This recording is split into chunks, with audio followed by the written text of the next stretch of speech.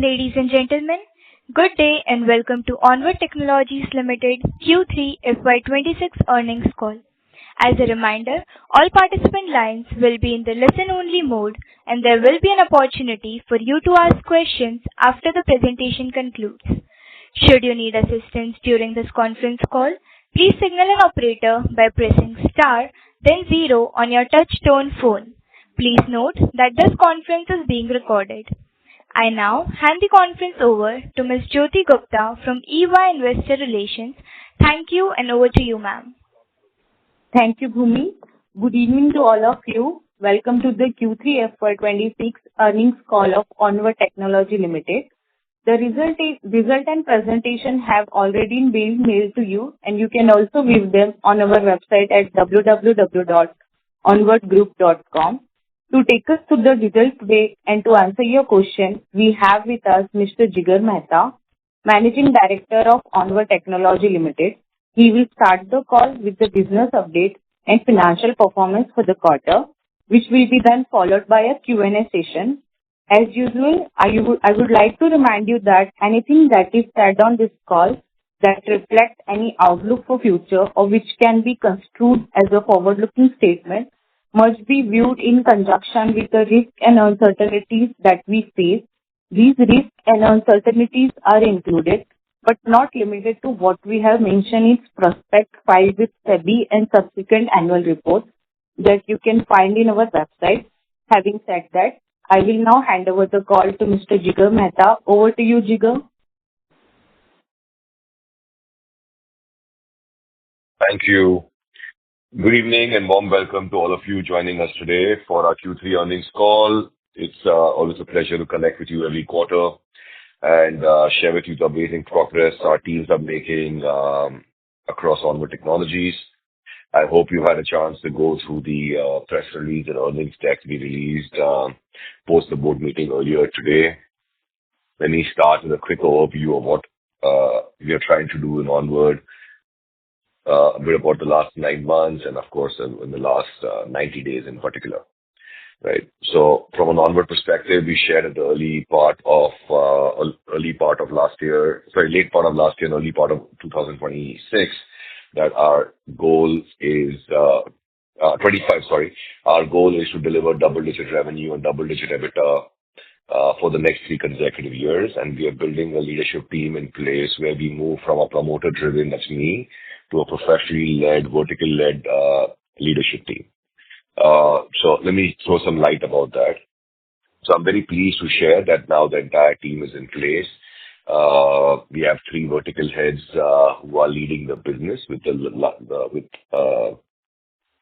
largest vertical that we have is the industrial. A new leader joined us last week, and he is settling down. So with that, we have Rajesh leading our healthcare vertical and 2 new leaders, each leading our transportation, mobility, and IHM vertical. We want them to settle down, and we'll be very happy to introduce all of you to them in the next couple of weeks and quarters, and including we hope to plan an analyst day very soon in Bombay. So with that, I take a step back from day-to-day operations and focus more on strategy and client engagement, while the 3 leaders will build the entire business. The focus on the 3 businesses is very straightforward. In the industrial vertical, it will be completely delivery-led growth. We have, as you already know, dream clients and very, very focused on just one geography right now, which is North America. And so the focus is how do we take these 40-odd relationships and convert them into $5, $10, $15, $20 million per year engagements. And number 2 is how do we expand into Europe, which is a completely new territory for us, where we have very minimal presence in this vertical. Number 2 is our transportation and automation vertical, where we had a very strong presence in the GCC market in India.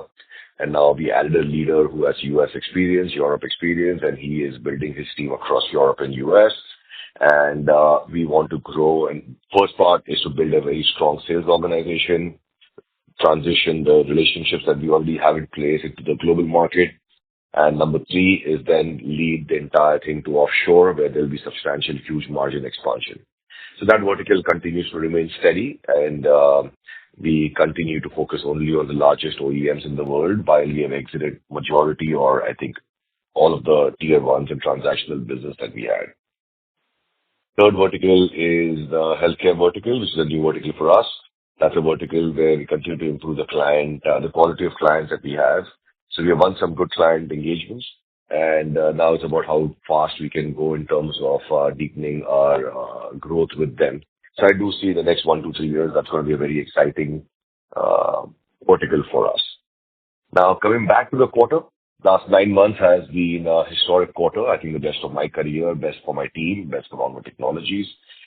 We delivered about 411 odd crores of revenue, which is 11.7% on an annual basis, very similar to our budget. And our EBITDA margin is much ahead of where we thought we would be. We are at 13.9% for the first 9 months. Right? When I said double digit last year, we were expecting to be about 11-12%, but we are way ahead of where we should be, predominantly driven by majority of the new business that we have signed is on the offshore side. Number two, in terms of last quarter was again, we surprised ourselves, and we are very happy with what we have delivered. Our revenue stood 136 crores. We were expecting to be a bit lower. If you remember, same time last year, we had got, or last 2 years in a row, most of our customers, especially the GCCs in India and the automotive outside India, had huge furloughs. But this time we had done proper budgeting. Our teams were well equipped. So we knew while the customers continued with their furlough, I think we were very well equipped in terms of both an internal budgeting and which was budgeted from an annual perspective, right? Obviously, we're not playing a quarterly game. From an annual perspective, we had budgeted and we delivered double digit. So it was budgeted for that. So we are very happy that a lot of other client engagements, client contracts ramped up, and we were very close to Q2 in terms of revenue. And in terms of EBITDA continues to grow for us, predominantly driven on offshore margin expansion and building amazing capabilities. In line with that, we had shared earlier part of the year where we expect huge offshore projections, where we had budgeted a massive CapEx investment in India, where we upgraded our infrastructure in Pune, Chennai, Bangalore, Hyderabad. We have two, Pune and Hyderabad, running at full capacity now. And with the addition of Chennai, opens up another few hundred seats for us.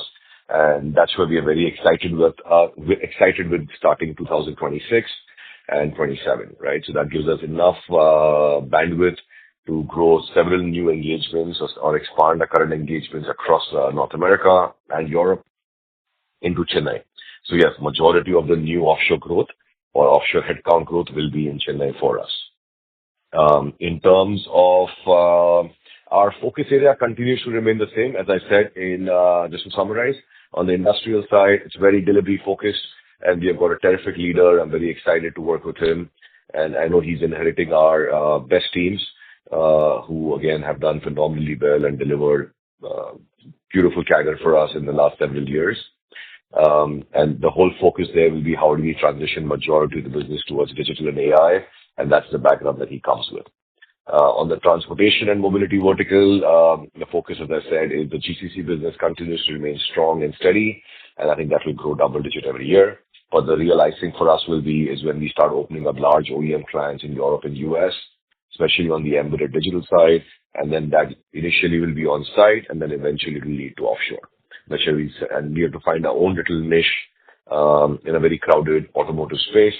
But I think we are seeing amazing traction, and the team continues to do well, continues to get a lot of meetings, have workshops, and I think we will find that niche which will help us grow 5x, 10x from there.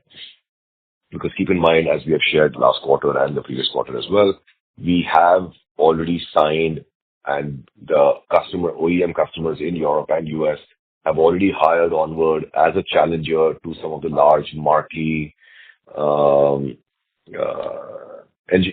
services companies of the last decade, right? So we are the new challengers like us. There are several other companies as well. So it's going to be a lot of fun as we find our way with these OEMs. So it's all about hiring the right people and making sure we have a workforce that works harder and better than anybody else. And I think healthcare is fairly straightforward. I think we just need to keep building, investing, and deepening our client engagements, build the trust, build the credibility, and I think we will see amazing runway for us as we move forward in the next couple of years. So with that, I would like to summarize and open it up for questions. from a financial perspective, we also wanted to share our DSO continues to improve. We are now at 70 days, end of Q3. Our attrition continues to get better or gets lower. We are now at 14.73%, and our headcount is at 2,491 employees. So let me explain what that is.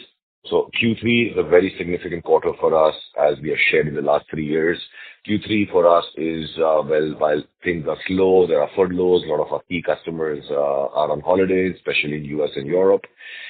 That's a time when we do a complete performance check or a reality check across the organization. And this is where we also focus on reduction on the bottom 5%, right? So we finish our appraisal process in the month of July. By October 1st this year we did some increments, very good increments for our top performing people, backed by client rate increase. And number three is we do bottom 5%, where a significant portion of people, keep in mind, as a young company, we're always taking big bets, hiring a lot of people, but not necessarily everybody is successful, right? They try their best, but sometimes it's just not meant to be. So this is the quarter where we actually move on from those people. We take a one-time hit if it has to be in Q2 and Q3, but that gives them an opportunity to build their career somewhere else. It gives us an opportunity to start fresh as we build the new calendar year, right? So a significant portion of number of senior people exit in Q3 for us, especially on the delivery side, sales side, and equal number, if not double the number of people that come in. So a lot of action happens for us in Q3. It's usually the busiest quarter for us in the organization because we are getting ready for the next year we are getting ready for the next calendar year and the financial year, because we're constantly learning from what went right, what went wrong, which customers we can scale, which customers are looking at us in which verticals, which LOBs and which product areas, so we can go deeper and deeper into those areas driven by customer feedback. With that, I would like to open it up for Q&A, and we continue to remain committed. As I said earlier, for 2026, our goal continues to remain same. While we are ahead of where we want to be as of today, and we are very happy to do that, thanks to all of your support and amazing work all our employees are doing.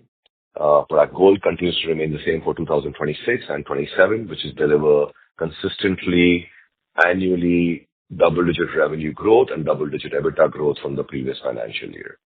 Thank you very much. And with this, I now hand over the floor back to the operator for Q&A session. Thank you very much. We'll now begin the question and answer session. Anyone who wishes to ask a question may press star and 1 on their touch-tone telephone. If you wish to remove yourself from the question queue, you may press star and 2. Participants are requested to use handsets while asking a question. Ladies and gentlemen, we'll wait for a moment while the question queue assembles.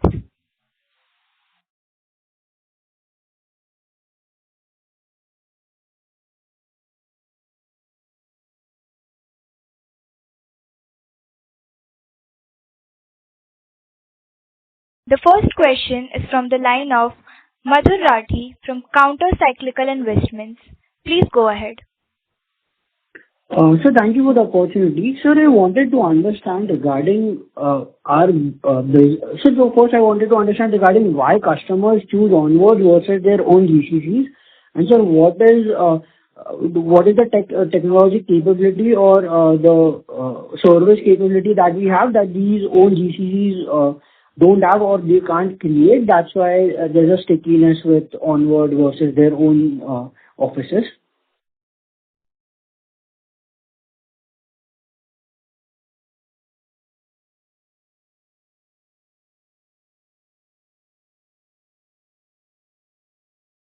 Sir, can you hear me? Hello? Yes, hi, can you hear me? Yes, you're audible. Yes, sir. Okay, yes, right. So I understand you. I hope you understand the GCC model. GCC is nothing but a cost center of a global multinational in US and Europe or other parts of the Western world, which come to India for lower cost and large supply base, right? And that supply base over a 5, 10, 15, 20-year process gets built into a capability center where they actually deliver solutions and products and intellectual property. So there are two different parts of a GCC, but just to simplify the answer, customers are all global companies are extremely clear.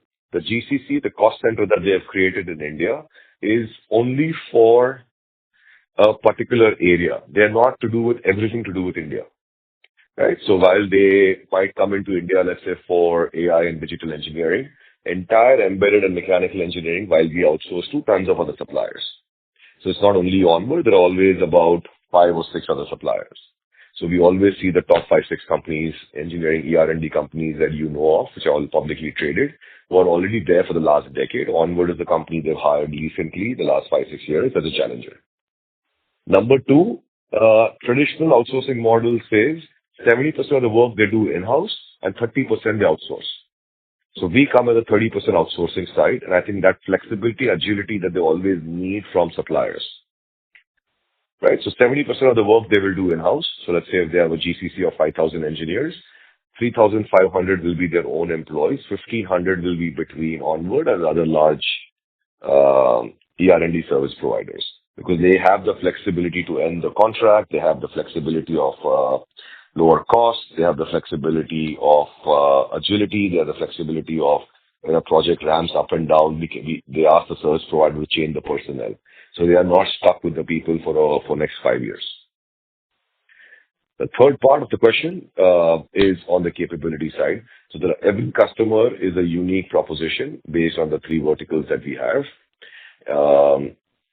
And then we have, for each customer, we have identified a niche area where we have built an ODC or a managed services desk, which is exclusively for that customer. So we build deep capabilities for XYZ customer based on the RFQs or requirements they have for the next 3 to 5 years. Hope that answers your question. So it's 3 different things. Yes, sir. Sir, my next question was on, sir, I read that currently most of our revenue comes from time and material contract. So how do we see this mix changing from time and material to either outcome-based or IP-led contracts? So I understand that LTTS has a large part of LTTS growth has come from these IP-led contracts where the customer stickiness increases much more than these time and material contracts. So how do we see Onward moving our revenue mix from this time and material contract to the other kind of contracts? Good question. I think I can answer this question. I ask this question every quarter for the last few years. As I've shared earlier, I personally have no plans to change the mix. I like the time and material to be 90%. Please keep in mind, Onward is a young company. Let's say we'll end up around 550 odd crores of revenue. Our goal continues to remain at 90% T&M, at least until the time we get to 100 million or 1,000 crores in revenue. And then we will relook at what the next 1,000 to 2,000 or 3,000 crores is. But from where we are today to get to 1,000 crores, I think time and material is a great business model for us. It's very steady. It's very dependable. It's very sustainable. It gives the customer a lot of flexibility. That's why customers love us. Our cash flows are very solid. You can see the cash generation that we have done. We have been able to pay dividends to shareholders like yourself for the last 10 years in a row, and I think we'll continue to sustain that, if not keep growing that for the next several years. And that's the business I would like to be in, at least in a very sustainable, focused, where we add value to the customers. Got it. So there's a final question from mine. Sir, how Sorry to interrupt you, sir. Sorry to interrupt Sure, I'll get back in with you. So thank you so much and all the best. Thank you. Our next question is from the line of Dhruvan Doshi from NV Alpha. Please go ahead. Hi, sir. Thanks for the opportunity. Jigar, my question to you would be, say, on the long-term trajectory path, we aspire to reach 1,000 crore of revenue. I'm assuming there would also be a component of an inorganic growth that would come in to achieve this, to double our revenue from currently where we are. So any update on acquisition that, you have thought of, anything that we are evaluating, and just your sense on that, how the inorganic part will play in terms of reaching this 1,000 crore of revenue? Absolutely. Ever since the PE conversion came in, we've always looked at acquisitions very seriously. so that we continue to remain open. So the best acquisition for us, as I have shared earlier, would be in where we are sort of buying out. We're getting an opportunity to acquire a a competitor who's already serving our existing customer, right? So we have 70 odd customers today. So the best strategy or the best approach, at least from where at least we come from today, is towards that. So we are always open to it. As of today, we continue to focus only on inbound, where we get several companies reaching out to us or our customers asking us to look at some supplier which is not doing well or looking at exiting for whatever reason, and we've been open to that.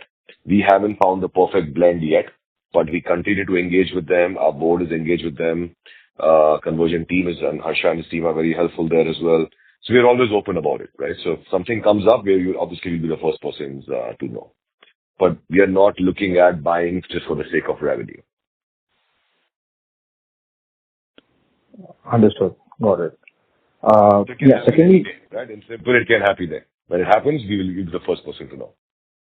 Okay, got it. So there's no immediate update or immediate actionable on that part, at least for now. Correct. Understood. Got it. Secondly, on the margins front, I just want to understand, I guess, it's of this one-time labor code impact cost. We've done an all-time high EBITDA margins. If you just could throw some more light on the sustainability of these margins and, how do you see them going ahead? Was it also because you mentioned about furloughs and a lot of the Q3 being the busy quarter for you with a lot of layoffs also happening. So was it also led by that? I mean, so because of we laid off a lot of employees and, just want to understand on that part. I mean, the sustainability of these margins going ahead.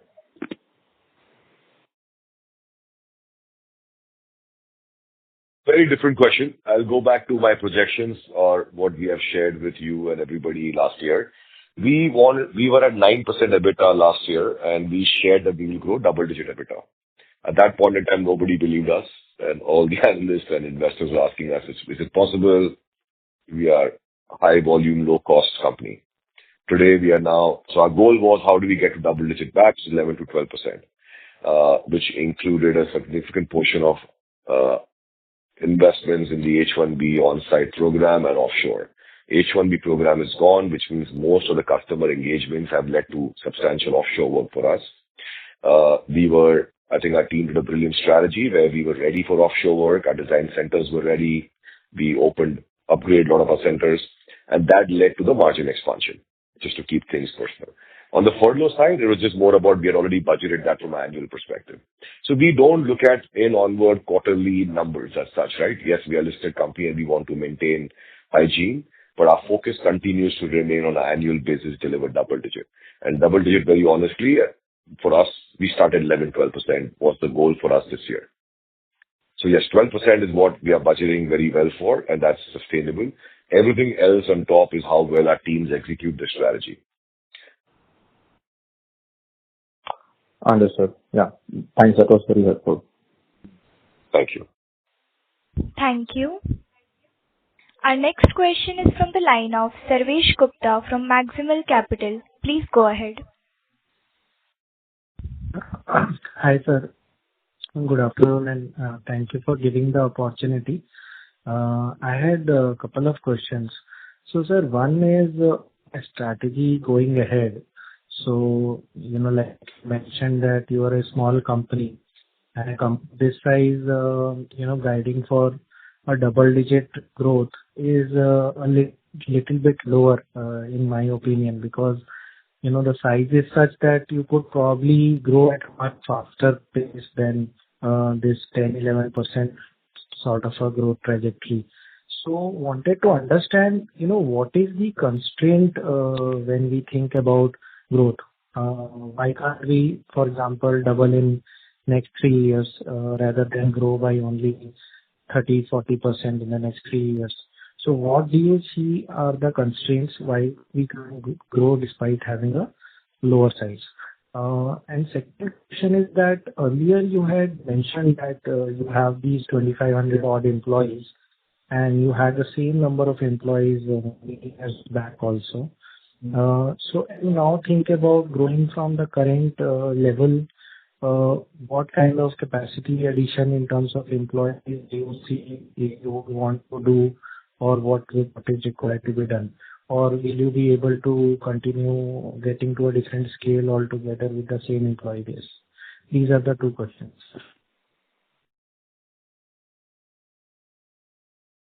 Sure. So I think I've answered this earlier as well, but let me re-emphasize or rephrase what I shared earlier. Where we are today is, again, the best it's ever been. And when I say the projections that we have given to everybody, to all our shareholders, stakeholders, and the board, is that we can deliver double-digit EBITDA and revenue growth based on so many external factors that are there. Can we grow faster than that? Absolutely, we can grow faster. There are no limitations. I think it's all about executing towards where we need to get to. But executing it's more about building delivery capabilities, and I think everything needs to get into a mature cycle. Please keep in mind, we're not an IT company, it's an engineering company. And on the engineering side, if you look at right, we had some of the best consultants come and talk to us, that we are the fastest growing organic-based company growing in the last 3 to 4 years. There's no company that's grown even bigger or smaller or faster than us. Yes, through acquisition, some companies have grown much more and they show bigger numbers, but not organically. Because in engineering, you have to build capabilities, you have to build trust, and only then things happen. It doesn't happen overnight. So we are at that stage right now. As I said, we have added a beautiful leadership team in place. They are building the number 2s and number 3 levels right now. While they inherited some amazing talent, they're also going to add a lot more as we migrate more and more towards digital and AI. So it's a process which happens. And we want to make sure we are always doing a very high quality job for our customers, right? So in IT, it's very different. It's personnel, they come, they go. It's very different mindset. Our goal is to make sure we deliver high quality engineering solutions for our customer, where we own the SLAs and we ramp up from there. So double digit is more about showing the confidence that we have as a leadership team, what will happen in the next 3 years. Right? So that's the answer. Headcount? And on the headcount side, I continue to believe we are about 2,500 odd people, a bit less today. And I think Q4, next couple of quarters, I think is going to be amazing for us. I see that very strong very strong demand from our existing customers. And it's all about, again, going back to execution. And I think we have beautiful teams doing a fantastic job. We spend a lot of money on automation as well, which is simplifying workflows. So headcount-wise, I think by the time we get to $100 million, I think we should be about 3,000 odd people. Because keep in mind, majority of the growth is going to come from US business and Europe, of course. But majority will come from export business, not from INR billing. So I think about 3,000 is where I think I've shared earlier as well, is where we will be. 100 to 300 people. Okay. And sir, when you are competing with other vendors, for various new proposals, what are you exactly competing on? Is it the past work that you have done, or is it the pricing of these contracts, or differentiated capabilities? So if you can throw some light on how does that selection of Onward vis-a-vis other competitors happens from the customer's point of view? So again, we've shared this multiple times in the past, but let me again rephrase, right? I think if you see my earnings calls, you will see that it's consistently what we have shared in the last 3 years. But let's say, for example, the first part in engineering business is to become a qualified supplier. To become a qualified supplier to the largest companies in each vertical that we are in, we have to do a lot of delivery work, pilot works, POC work from anywhere from 3 months to 3 years. Right? So that's strictly based on your delivery capability in-house. You're not allowed to subcontract that. You cannot outsource that. There is no cost angle there. It's something that you do. These could be paid or these could be complementary, where you are investing upfront for the customer to win that customer, win the customer's trust. Once you do that, customer doesn't only select you only for one particular, let's say, line of business, which could be mechanical engineering or robotics or embedded electronics, or it could be digital and AI. I'm just giving you a very broad perspective. Now, once they identify, okay, Onward is great on the digital side for this one customer, then there's a standard rate card which applies to us and the largest 3 companies in the world. There's no difference in terms of rate card. That's your standard rate card. It's a customer which the OEM gives all of us. There is no special treatment for anybody, is what we understand. Now, based on the complexity of the work, the customer has a preference to increase the rate drastically or reduce it, because if that's the cost of people and personnel, that's how it works. Whether it is fixed price or time and material doesn't really matter, is what, again, my understanding is. So that's where we come in. The number 3 part is the difference in terms of how you want to. The real differentiation comes in once we start bidding for larger projects, is how you want to bid for the project. You want to bid as a managed services, you want to bid as outcome-based, you want to bid as time and material, you want to bid what you can lower your rate in the final cost. That's your strategy based on that changes dynamically every day. Right? So some very large multi-billion dollar companies like to do outcome-based. Young companies like mine love to do time and material. And then customer has a preference. Right? For XYZ RFQ, they prefer time and material, that's where we win. For XYZ, they prefer outcome-based, they might win. Sometimes it's a city. Customers are very clear they only want to go to Pune or Hyderabad. And if we are the only supplier from that city, we get a preference. So it's very dynamic. There is no fixed thing. But standardization is based on your delivery capability in-house and your ability to continuously invest in the future. Because you could be great in something today. Tomorrow, the customer's needs will change. You should have that level of cash flows. You should have that level of vision. You should have that level of delivery capabilities to ramp up and invest in new areas and take that risk with the customer. Understood, sir. Thank you and all the best. Thank Thank you. you. Our next question is from the line of Jayashree Bajaj from Trinetra Asset Managers. Please go ahead. Hello, sir. My first question is, as I saw the Indian Ma'am? accounting. Ma'am, can you Hello? please speak a little louder? Hello. Yes, you're Now it's audible. fine? Yeah. Yes, it's better. So my first question is, India is accounting for 50% of revenue by geography. So that means India geography, India we don't have any domestic customers. So does this indicate that half of our global contracts are being built through Indian subsidiaries of global OEMs, or is this purely a reflection of offshore delivery center accounting?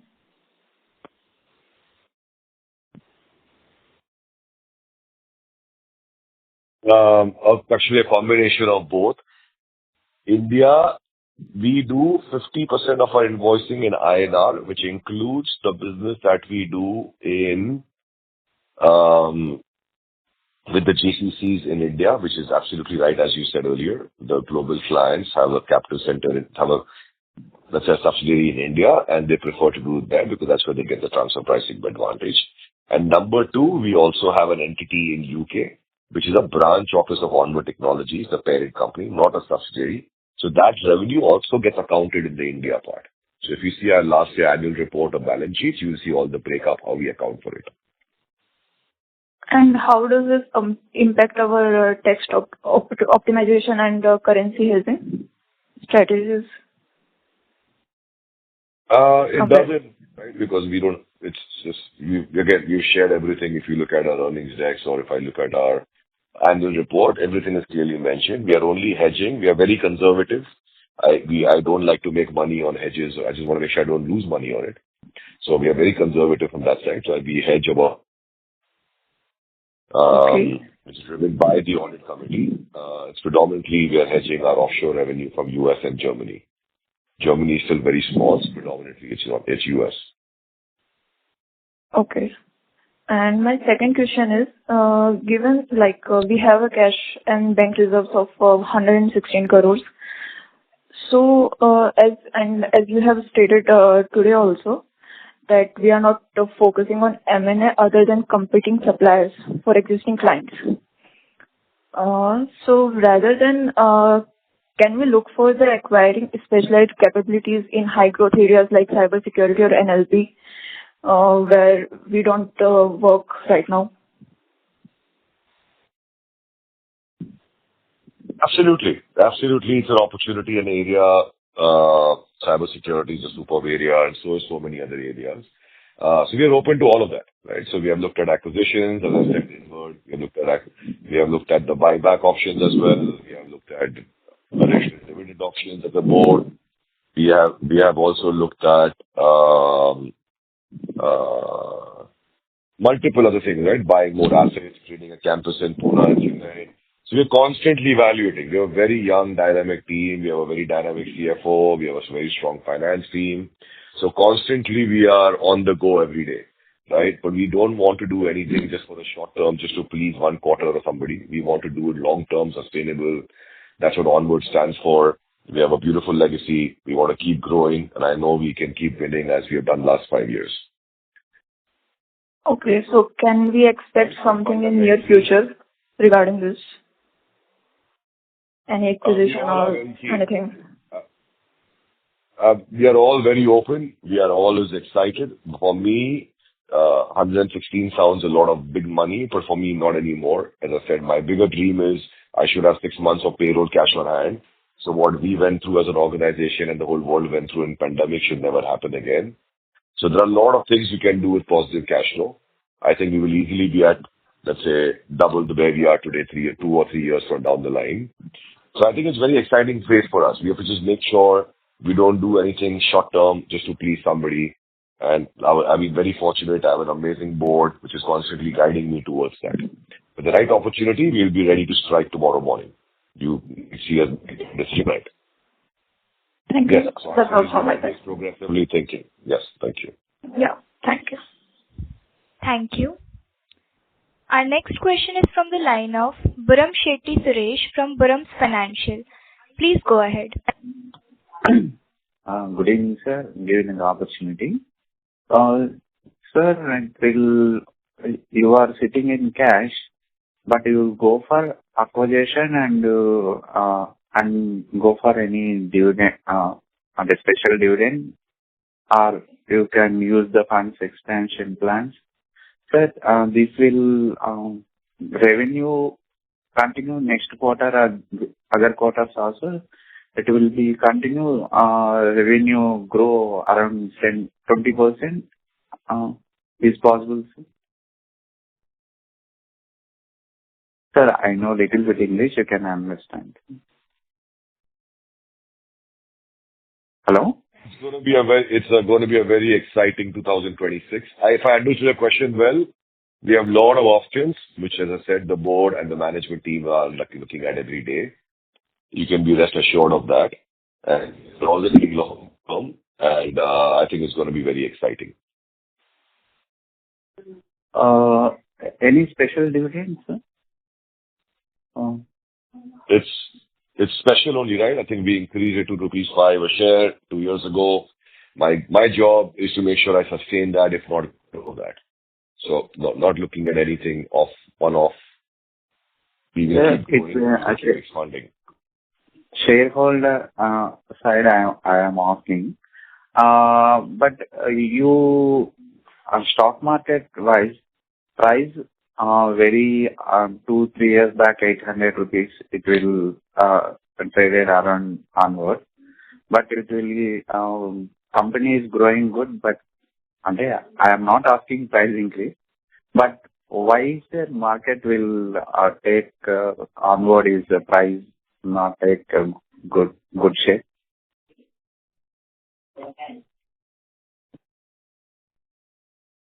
I'm not the expert on the market. I'm an expert in building an organization. And I think that's what I can focus on. But I'm sure the price discovery will happen. And as me and my team keep delivering good, positive, progressive results every day. The rest, I will leave it to the management team, obviously, and the board to guide us in terms of if there's anything that comes up in the Q4 board meeting. Any buyback options is there in near future is very good, you have told. But promoters, any buyback or any announcements will chances is there? Everything is open. Every day is a new day, and we are, like I said, we are progressively always looking at the best options, which is for Onward and all our shareholders. Okay. Thank you for giving the opportunity. Thank you. Thank you. Our next question is from the line of Prasenjit Paul from Paul Asset. Please go ahead.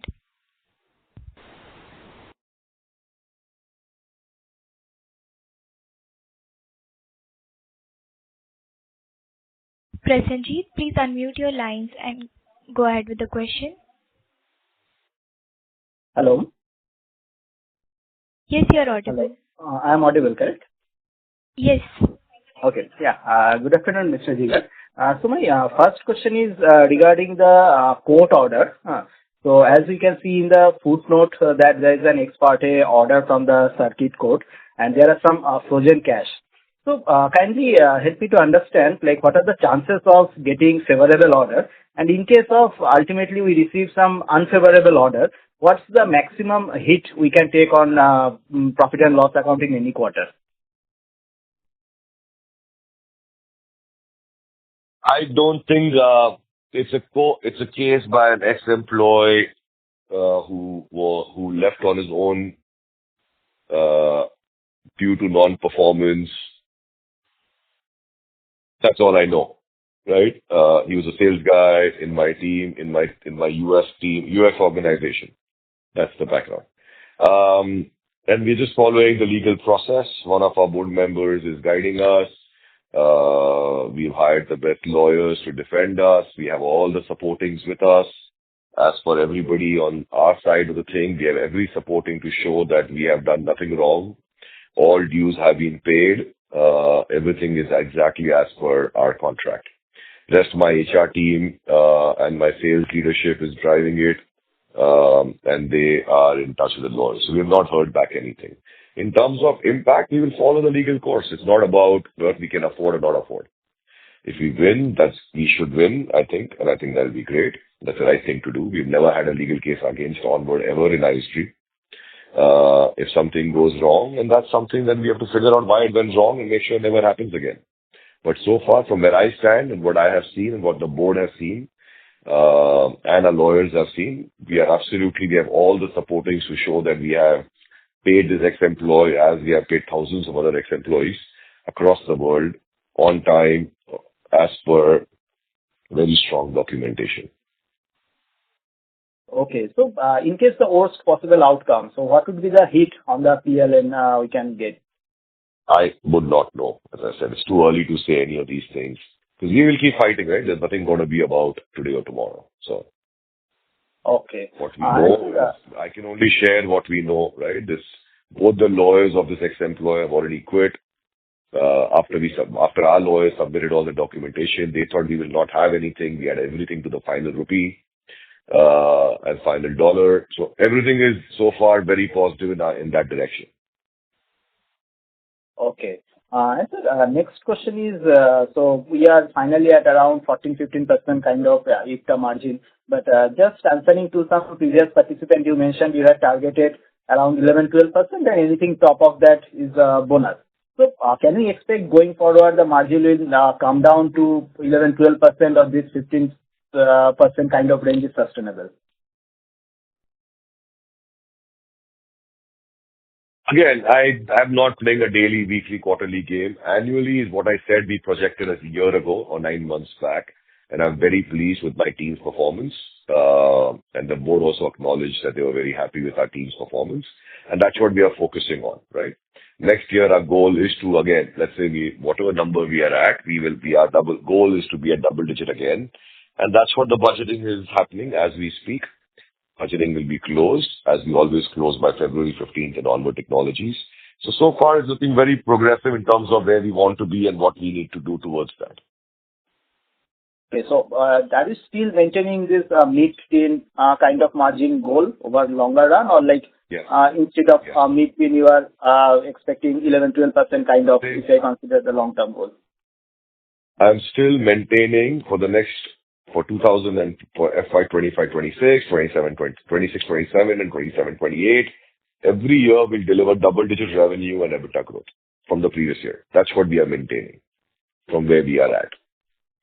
Okay. Okay. Thanks a lot, and wishing you all the very best for the future. Thank you. Thank you. Thank you. Our next question is from the line of Harsh Chaurasia from Orbit Exports Family Office. Please go ahead. Thanks for giving me the opportunity. Am I audible? Yes, you are audible. Yeah. So I had one question, sir. Mainly, I wanted to understand how is the demand environment working broadly in the three verticals which you are working on.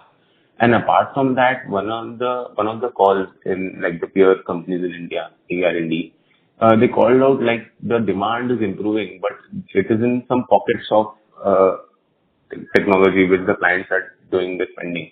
So wanted to understand in our top 5 or top 10 clients, what kind of spending or area of spending they're looking out, and is Onward well positioned to get benefit out of that? So that was my first question.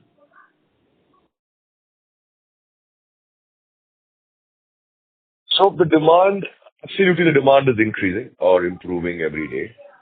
I don't think in Onward we ever had a challenge in terms of demand because we are not trying to get new customers. We are focusing on existing customers. We are not even 1% of our customers outsourcing budget today, right? So you can understand the leeway or the runway that Onward has for the next several years. It's about building trust, capability, and it's about building deep domain expertise in the various markets. Just because I'm supporting a customer, let's say in US, doesn't mean I will get the same business from the same customer in UK. Right? You got to build the UK capabilities and the whole process that goes with it. So from Onward perspective, I think demand has always been positive. I don't think we have seen demand go up or down since the pandemic. To answer your first question. Number two, in terms of all our 70 customers where we have today, we shared in the press release as well. So like just in the last 9 months, we won 4 large preferred vendors. Sorry, 4 large customers. They were all references from our existing customers. So you can see that we are creating so much value for some customers that they're recommending us to other customers. But that also allowed us to actually exit 12 tail clients. Some clients we thought they would be growing and they had huge demands, but something happened. Maybe the tariffs happened to, I think, a couple of customers in Europe. Some customers got affected by the war. Some customers got affected by the oil price. So, a lot of dynamic stuff happens every day, and our sales organization is constantly evaluating that. So overall, we're down to 70 odd customers today, and I think it's a good number to be at. I think 50 is where I've always said plus minus is a perfect place to be in. Because then our best people can focus on the best customers. So demand, not a challenge. I think it's all about building execution capabilities and moving more and more towards digital engineering, more and more towards AI, more and more towards offshore. Clients which are 70, like when I see the current bandwidth of the organizations is like we can't go to every client and get all the revenue potential we have. So are we targeting a set of customers like top 25, top 30 customers where we are going to penetrate significantly next 2 to 3 years? Now how are we going to do that? And what kind of investments we are doing from a technology perspective or improving a team? And apart from that, I wanted to understand in the top 5 clients, like on an average, we have 50 to 55 crores of revenue per client. So how much would be your wallet share in top 5 clients? And when you look to the client, the opportunity presented to you, do you find any low-hanging fruit like where Onward can do the investments and accelerate their growth in top 5 clients? Because historically, we have seen in all the R&D companies, there are 3 to 4 anchor clients where they do the majority of the lift up. So that's how the perspective is coming.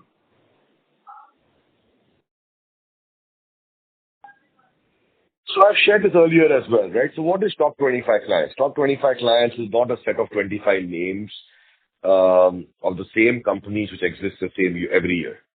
So top 25 clients for us has always been, or any other services company, is every year we do budgeting with customers, right? So we are doing budgeting with customers last quarter. With some companies, we are doing this quarter based on their cycles and how their governance standards, our governance meetings are scheduled. And then the customer comes back and says, okay, Onward Technologies, we love the work you guys have done in so area. We didn't like what you guys did in XYZ area. And in the areas that you guys are doing a great job, we want to make sure you guys can ramp up capacity, capability by 30% or 40%. Right? So like this, you have meetings with, let's say, all 70 customers. In that, you identify which are those companies which are counting on you, which are progressive, where you can grow much faster, which will deliver eventually to what we are sharing to our shareholders like yourself, double-digit revenue and EBITDA growth. And we sit together as vertical leadership teams and we go deep into that. Right? So we don't try to win all 70 battles. It's impossible for us to do that. So it's always budgeting. Number two, again, please keep in mind, in engineering, we're engineeringcompany.it. There's no new day, right? Budgeting happens once and then you're part of it. So within the 70 customers that we have, we are not even probably part of the budgeting exercise in the bottom 20-30%. Because there might be new suppliers, we have to pay our dues, we have to build the credibility, we have to build the presence in those customer accounts. So we are still transactional there, right? So they just added us as a challenger and say, okay, show us what you guys can do. So that's where we are at. So for us, that's how we are structured.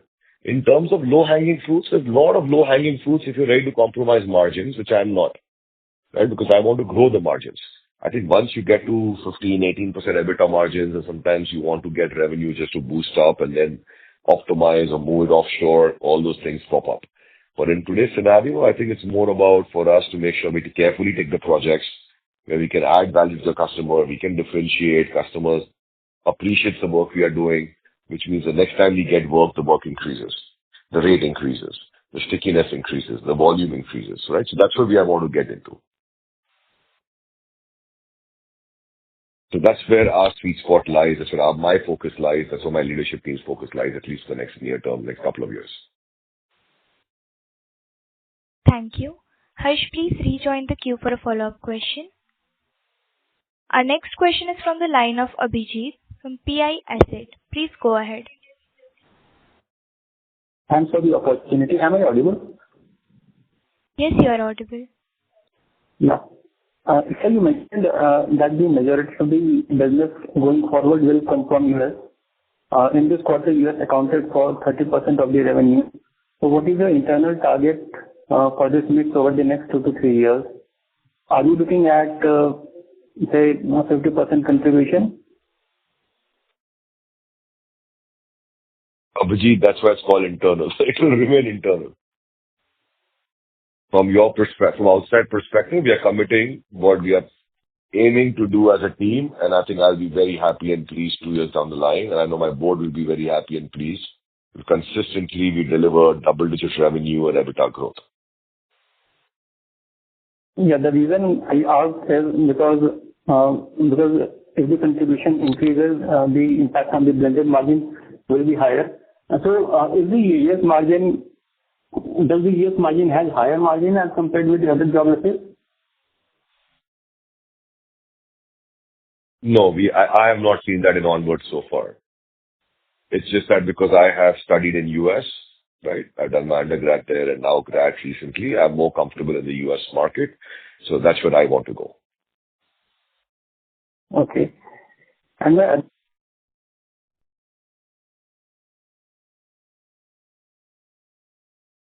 Abhijit, we are not able to hear you.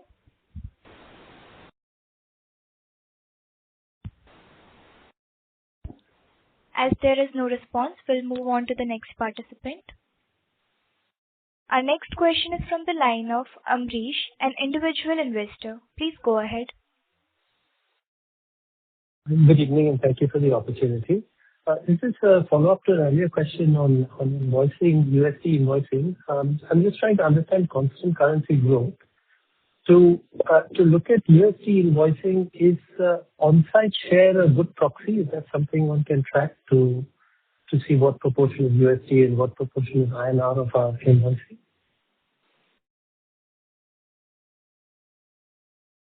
Can you elaborate, please? So part of our invoicing is in USD and part is in INR, and I'm trying to find a way to track this a bit better. So I was wondering whether on-site share of revenue is a good proxy for USD invoicing. At the end of this quiz, I'm trying to assess constant currency growth versus INR growth. Sure. Our IR managers at EY can get back to you with, I think the question is too many questions in one.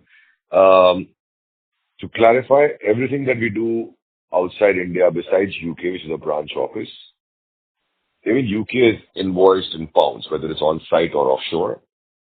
It's just how the subsidiary and how the transfer pricing works. So maybe if the specifics, we can give it to you, and EY can get back to you right away. If you can just email them. Okay. Thank you. That would be helpful. Another request, just as a point on the guidance.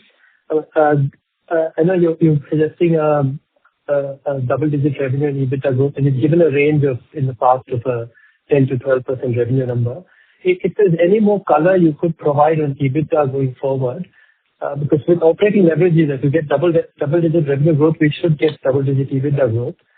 So if there's any additional color you can provide when you provide our guidance next quarter, that would be helpful.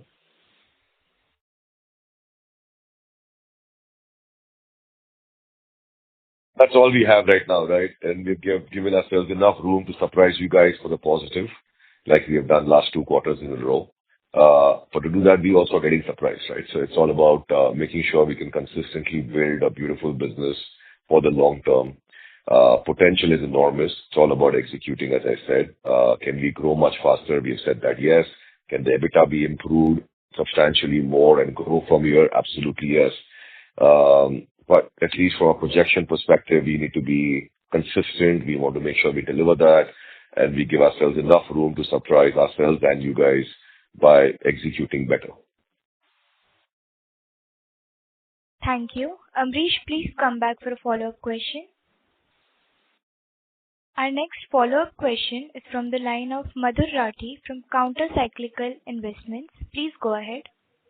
So thank you for the opportunity once again. Sir, in FY24, we had mentioned that we would like the export business to be 70% of our revenue and the India business to be 50% of our revenue. But that doesn't happen. So is it because that GCC business that was earlier considered to be export has shifted to India? That's why this is at 50-50, or we haven't been able to grow that pie as a whole?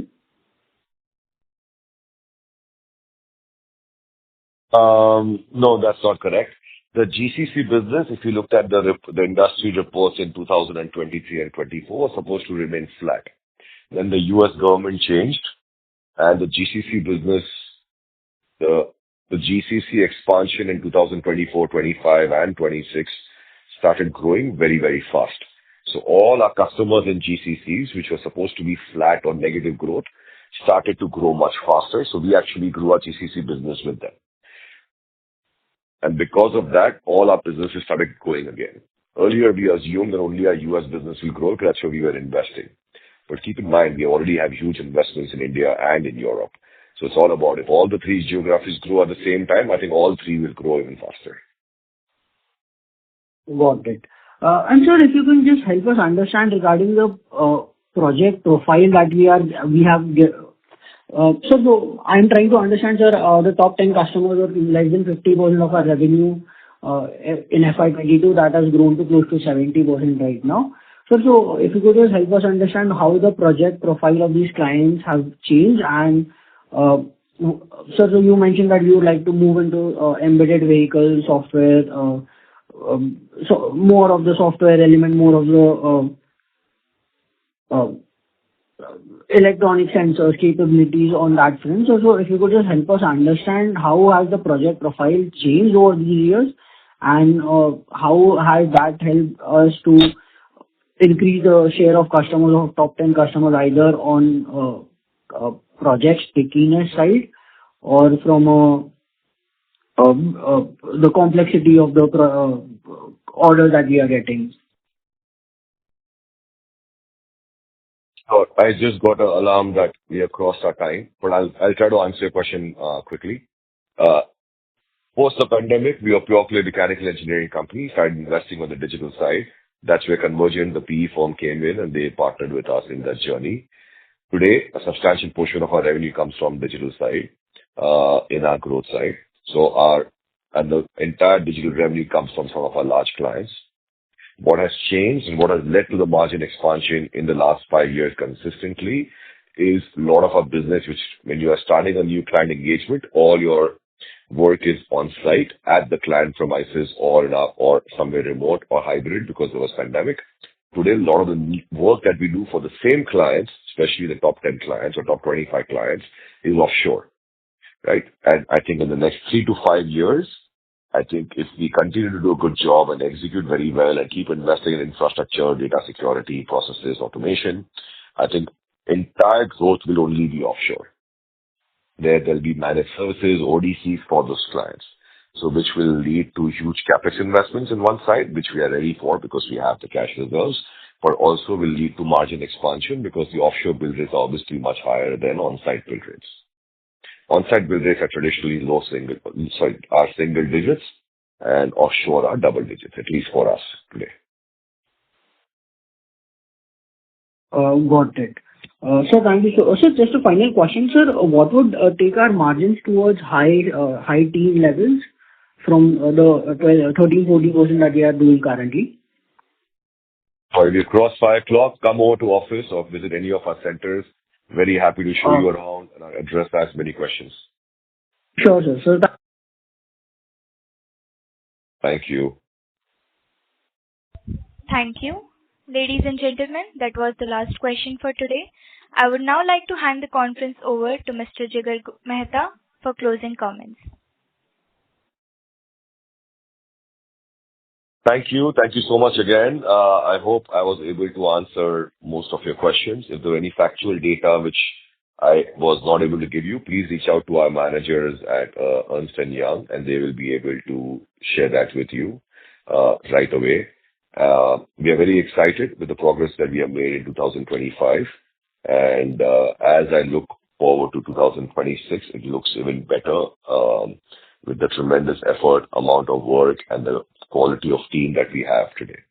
So with that, looking forward to partnering with all of you in this journey, and excited to chat with you again a quarter from now where we can show you additional progress that we have made. Thank you again and have a lovely weekend. Thank you. On behalf of Onward Technologies Limited, that concludes this conference. Thank you for joining us, and you may now disconnect your lines. Thank you.